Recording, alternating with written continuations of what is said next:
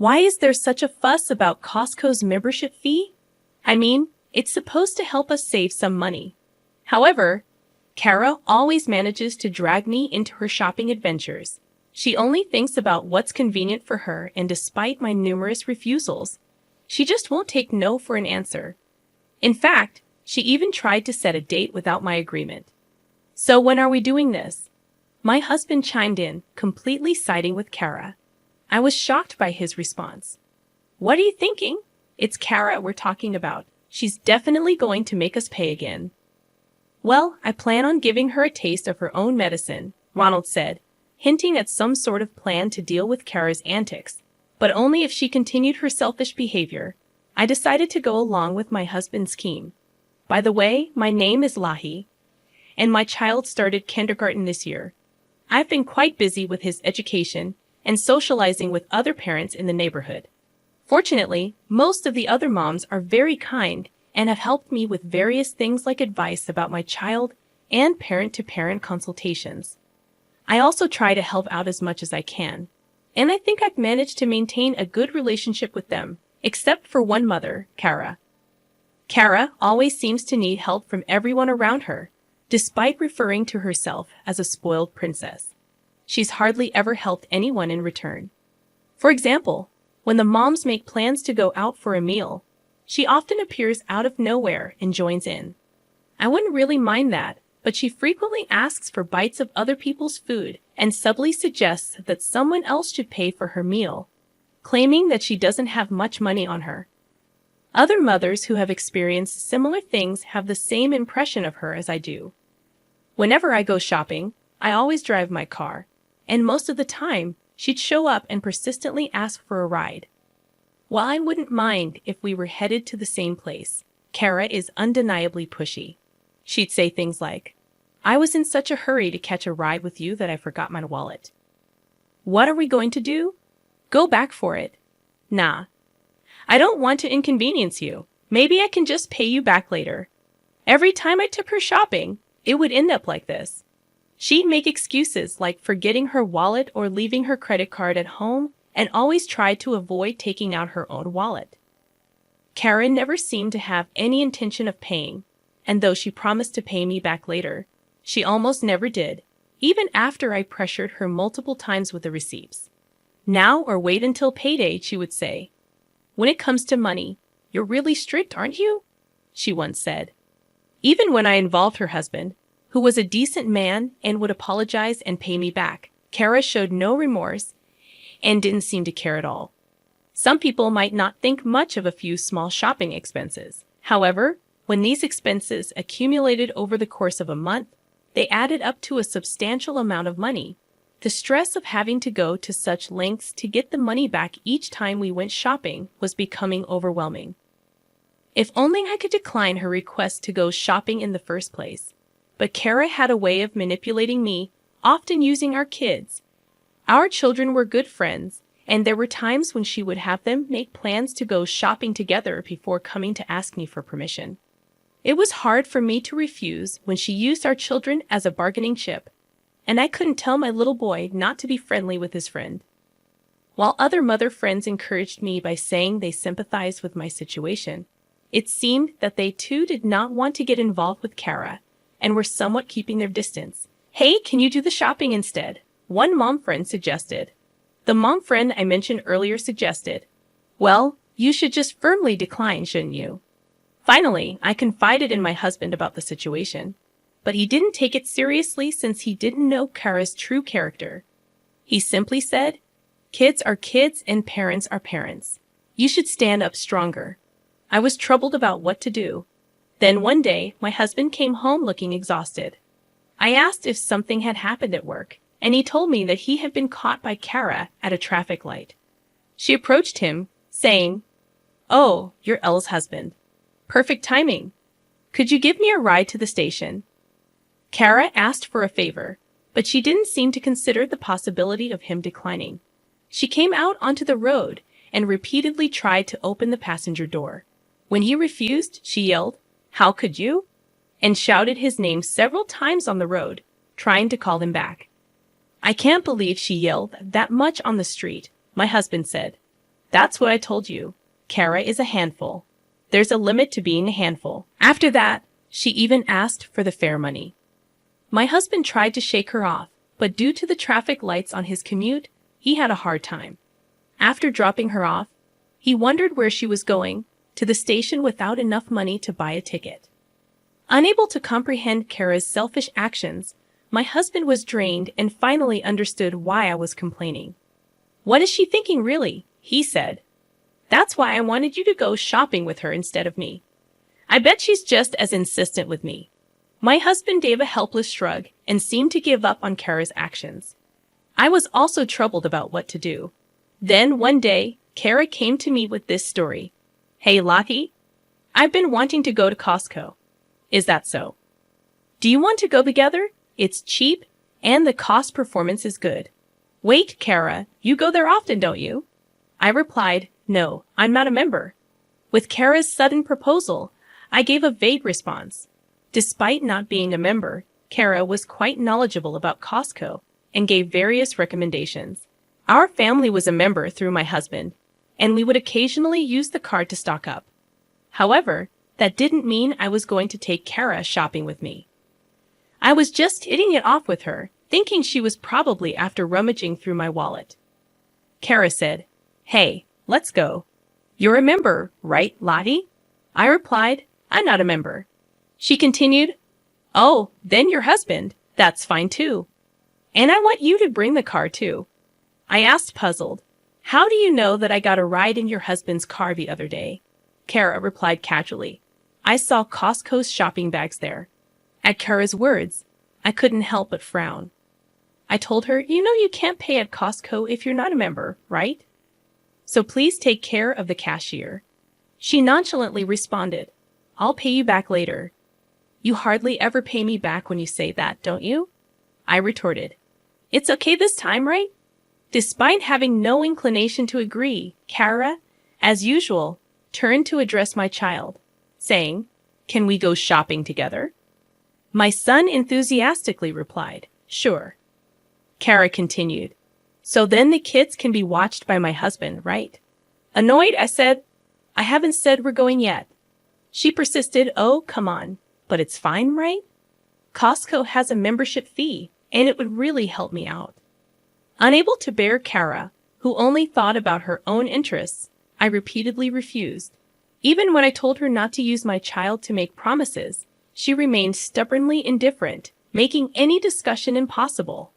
Eventually, without even accepting her proposal, she began to make plans as if we were definitely going. Kara turned to my husband and said, "Ah, Elle's husband, we were just making a promise to go to Costco together." My husband, giving an absurd response, said, "Oh, that's fine. When shall we do it?" I couldn't believe my ears. Kara happily rushed to my husband and quickly secured a promise to go to Costco the following weekend. After Kara left, I poked my husband's back and couldn't help but complain. "Hey, what are you thinking? That's Kara we're talking about." He replied, "I know, but she said she'd bring her own money, didn't she?" "That's definitely a lie. We're bound to get stuck with the bill." At that moment, I planned to give her a taste of her own medicine. It seemed that Ronald had some idea about how to handle Kara's actions. Despite my concerns, I couldn't help but laugh when I heard his strategy.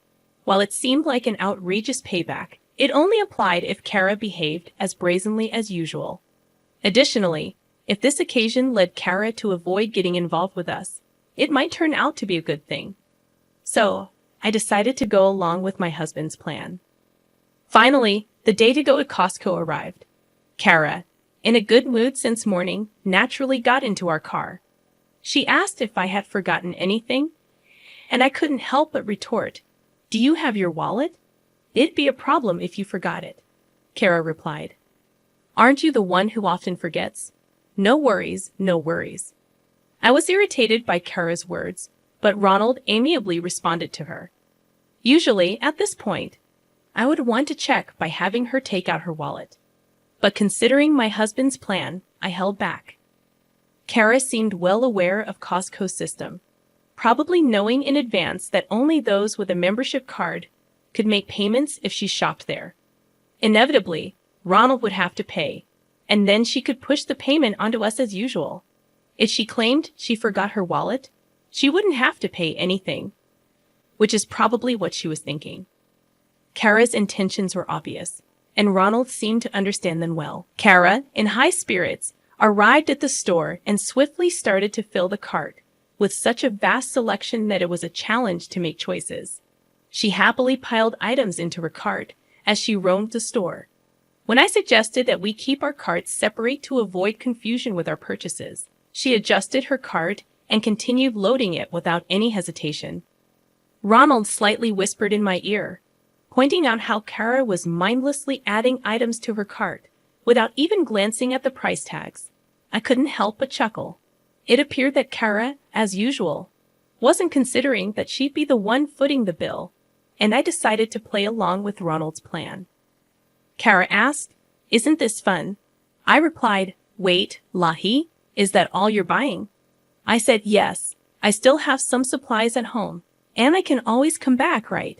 Kara replied, "Oh, I see. Make sure to invite me next time." Although I hadn't exactly invited her this time, I held my tongue. We queued up at the farthest checkout line, watching Ronald pull out his wallet while glancing at the crowded checkout. Kara opened her bag, and as I had predicted, she began searching through her small bag and looked puzzled.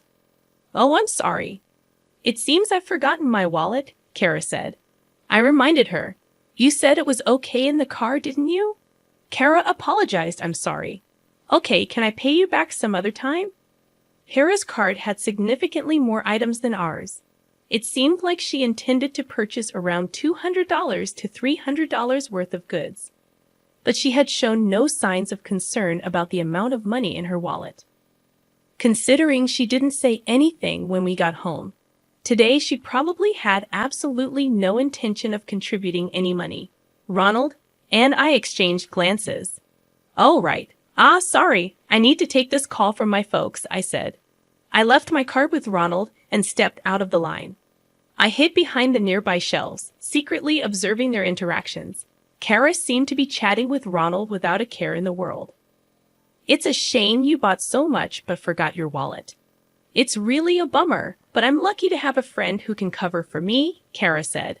Ronald replied, "Oh, I forgot to buy something. Can you hold my place in line while I go get it?" Kara reluctantly agreed. Fine," I hurried back, "okay." As Kara waited for Ronald, he also left the line. It was a Sunday morning, one of the busiest times at Costco. As soon as Kara turned to face the cashier, she was engulfed in the crowd. Now, what would she do with a cart that full? She couldn't really claim that she wasn't buying anything, could she? Saying that, we exchanged glances and shared a sly smile, hidden behind the store shelves. We walked around the back of the shelves and queued up at the farthest checkout line on the opposite side. From there, we observed Kara, who appeared to be waiting for us while slowly giving up her place in line. On the bustling Sunday morning, filled with people eager to grab lunch, Kara, seemingly unaware of our position far away, stood in line. We paid for our purchases and left the store ahead of her. Inside the car, we waited for a while, and I checked my phone to reveal the prank. There was a message from Kara that read, "Hey, still not back. Come on, don't keep me waiting like this." I couldn't believe she could stand in line that long without her wallet. Ronald suggested, "Why don't we just tell her the truth and ask her to come back to the car?" I agreed with the idea. Apparently, she was still waiting diligently, which made us all chuckle. I wondered what she was planning to do after putting all those items into the cart and then realizing that we didn't have enough money to pay for them. With that thought in mind, we told her that we had already finished paying and went back to the car. As expected, an outraged call came in from Kara. "Hey, wait a minute. What are you thinking? I'm not done shopping yet. If you don't have your wallet, you can't shop in the first place. Come on back now. Don't make it impossible for me. Stop joking around. Come back quickly and pay for this." We firmly stated, "We're not paying." But Kara insisted that I brought her, so I should pay. In the end, she even threatened not to go back home unless I paid, which made Ronald even more fed up than I was. "Well, if she doesn't want to come back, there's nothing we can do," Ronald said, and he started the car. When I asked how she'd get home, Ronald just said, "She'll be fine. I bet she'll just force someone to give her a ride if it comes down to it." With a laugh, still holding a grudge about the time Kara had forced him to drive her to the station. I kept communicating with Kara, even telling her that we would leave her behind if she didn't come back, but she wouldn't listen. Maybe it was harsh to leave her behind, but with the way things were going, I didn't know what else to do. Knowing her, she'll figure something out, I thought as we left the store. The next day, Kara managed to get home by herself, taking the bus. My husband, still laughing about how she did have a wallet after all, was met with a furious Kara storming into our house. "You left me stranded at the store. That was so mean," she shouted. I replied, "Well, it's your fault for going shopping without bringing any money." Kara continued, "So you just left me? That's the worst. You could have just paid for me. Do you even realize how much you've been mooching off us? You're always like this, Lahi." She brought up her self-centered arguments, yelling endlessly about how she was unhappy that I didn't spend my money. She even demanded compensation for her emotional distress, making a scene at the entrance of our house. "What's going on here with all the shouting?" Catherine, a mom friend passing by, asked. Kara gave a smirky smile the moment she saw her. She must have wanted to spread the word about how awful I was through Catherine. "Lottie promised to take me shopping, and then she left me," Kara claimed. Catherine responded, "Oh, you mean you pressured her into making a promise, right?" Kara insisted, No, it's not like that. Lahi said she'd take me. There's no way she'd invite someone who's always forgetting her wallet and relying on others to pay for her," Catherine remarked, exposing the truth behind Kara's claims. Kara, who had thrown a tantrum trying to get me to pay for her again, was left speechless. I had anticipated that Kara might spread some rumors, so I had already discussed yesterday's events with Catherine under the pretense of seeking advice. On the flip side, Kara, who was lectured by Catherine, left with a bright red face. Catherine, while encouraging me and acknowledging it was a tough break, seemed a little amused. I was sure she would share the story of Kara's misdeeds with others in the neighborhood. After that, Kara couldn't even correct the truth, and thanks to Catherine, her actions quickly became common knowledge throughout the neighborhood. Kara tried to make allies, but she ended up spreading unnecessary rumors herself. It seemed like no one was willing to support her. On the contrary, many people told her that she got what she deserved and started distancing themselves from her even more. Kara, however, continued to blame me, as she always did. After a while, it seemed she was severely scolded by her husband. Now she would start running away as soon as she saw me, since the people who were fed up with Kara's actions started to praise me for doing a good job. I'd like to think that this issue is settled because of Kara's constant annoyance. I was distanced from many people. However, this incident has brought us closer. We started going shopping together. But of course, we each paid for our own things, and we've built a balanced relationship of give and take.